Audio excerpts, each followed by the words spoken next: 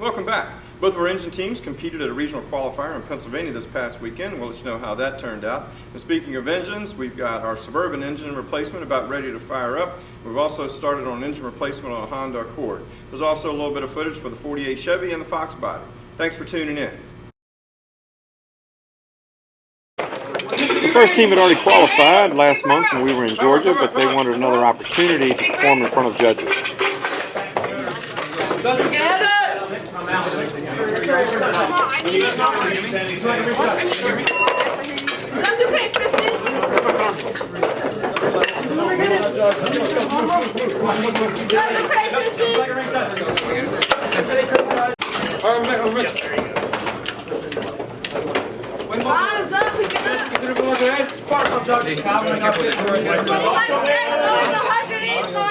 Okay, got it. Go.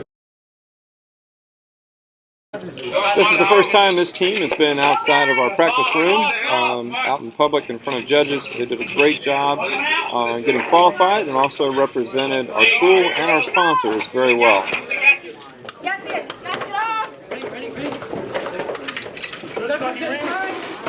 Let's rotate crank. Ready? Yes. All right. That's what's going in.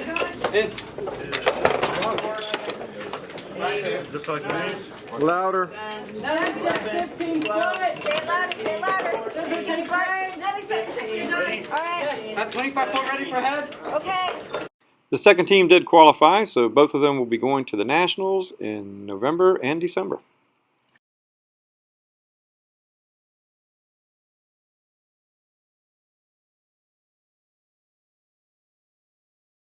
We did things about the same thing you're doing, but push rods all in here, and one guy stood on each side of the engine when we tear it down.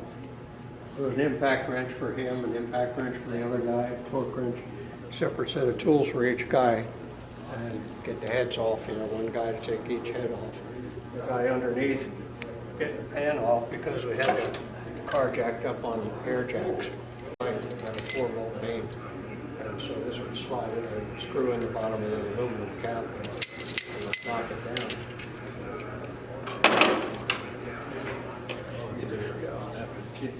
Don't pull them unless you know how to pack a chute.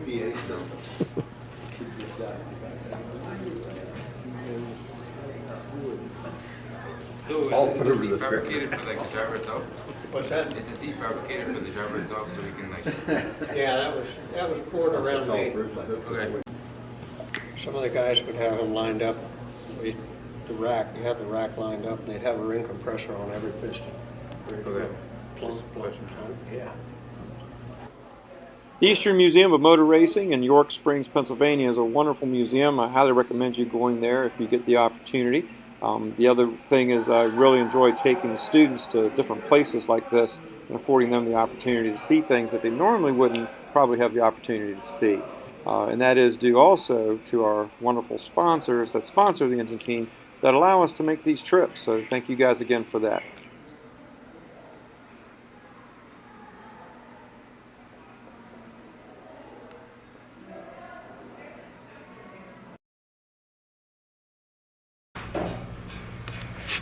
Here the students are taking off the outer tie rods and counting the rotations so we can put the new ones back on the same number of turns. We're replacing the inner tie rods as well, so they're cutting the bands off for the boots. While removing them, power steering fluid came out, so that means the seals are leaking, so we're going to replace the entire rack.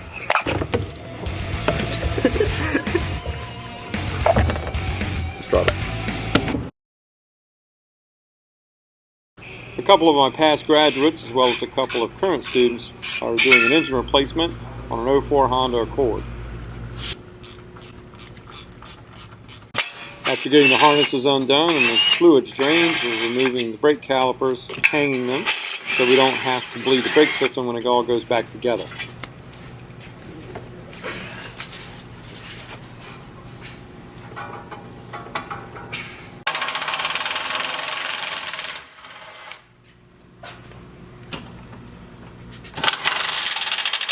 With everything removed except for a couple of cradle bolts, we've lowered it to put it on jack stands, and then we're going to raise the car off of the engine.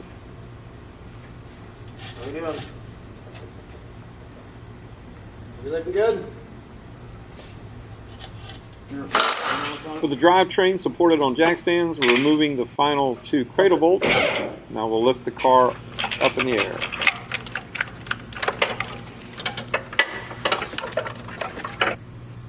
Bump it. Bump it.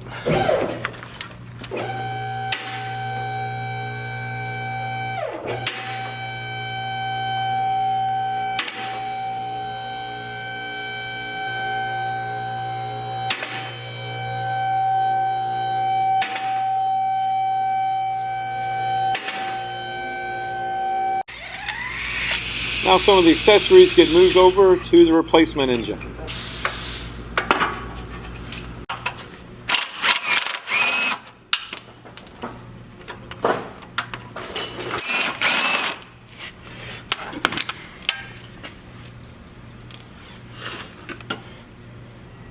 With the engine supported by an engine crane, we remove the final bell housing bolts and lift the engine up out of the cradle.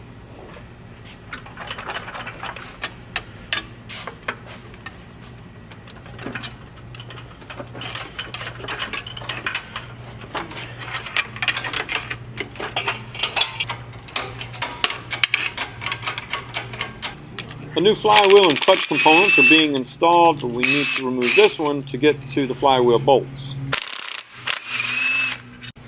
Now the new flywheel and the clutch can be installed, and then the engine can be put back into the cradle.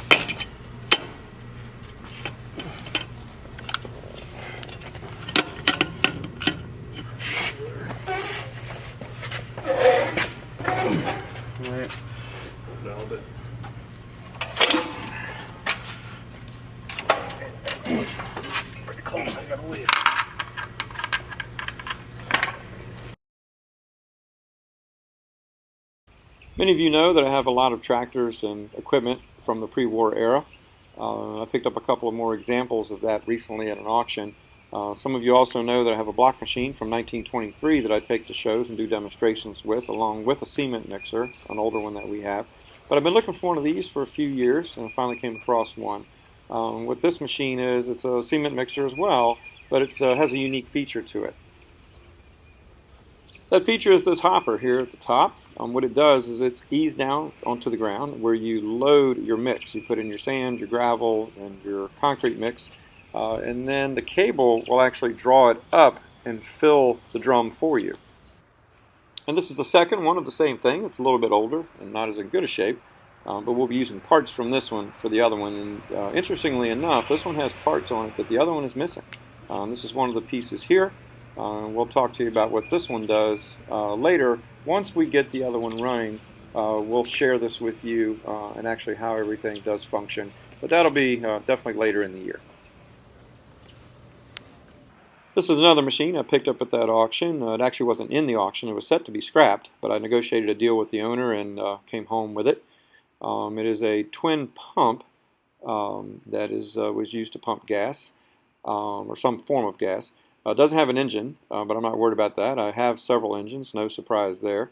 So missing the engine doesn't bother me. What I really liked about it was the gear assembly and the drive. All of my stuff runs off of flat belt and pulley, but this one actually has teeth machined into it and a chain.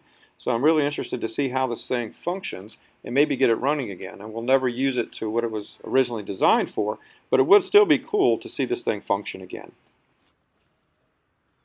So on the good machine, you can see this wheel is bent a little bit, but the bearings were greased and the wheel did spin. Well, on the donor machine, we've got a really good wheel. See, there was a lot of rust in there, and the bearings were extremely rusty. So we're going to clean up both sets of bearings and use the best set for the good machine. Then we're going to put the bent wheel on this machine, so then at least we can still move it. I cleaned the inside of the wheel up with a cylinder hone. And now I've got the bearing put together on the axle, packed with grease so that the bearings don't fall out. Now I'm going to put the wheel in place. Got the wheel set up on the bearing. Just need to push it back on the rest of the way. And there we go. Now we're going to install the cap. Works perfect. Now what we'll do is keep it greased with the grease cap. That's where it goes. Now I'm going to show you how I'm going to fix that. This is the grease cap that goes on that steel wheel for the mixer, and this is what lubricates the bearings. Someone has had this thing run all the way in, so I'm working to get it out. And once I get it apart, I'll show you how it works. So I've got some penetrating oil in there and working it back and forth to actually pull this out.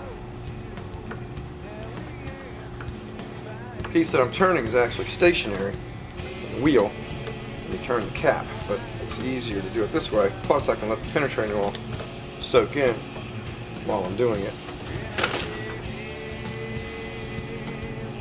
Just continuing to work it back and forth.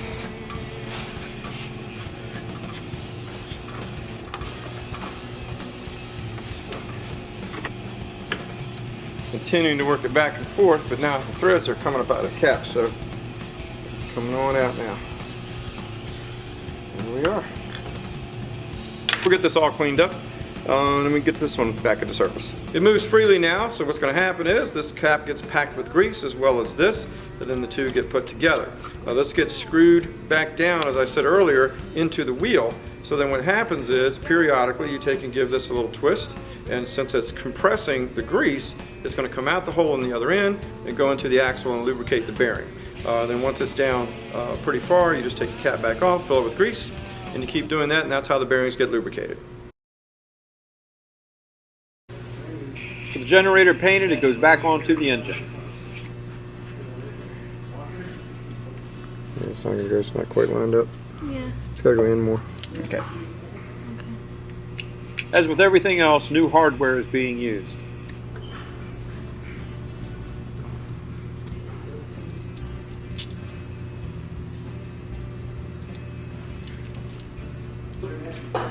Next, the belt tensioner bracket goes on.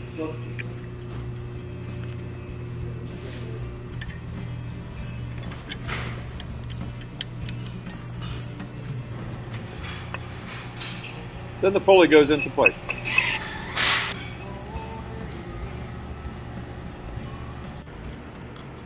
Next, most of the distributor goes back together. Here he's getting the points put into place.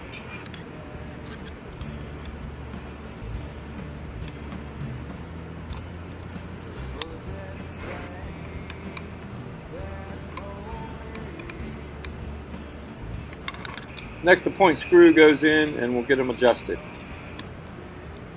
Next time on Bulldog Builds, we should have our Suburban replacement engine fired up. We'll have the body of that Honda Accord set back down onto its drivetrain. There'll be more Fox body work. Then we'll also have the distributor back together and into the engine block for the '48 Chevy SEMA build. See you next week.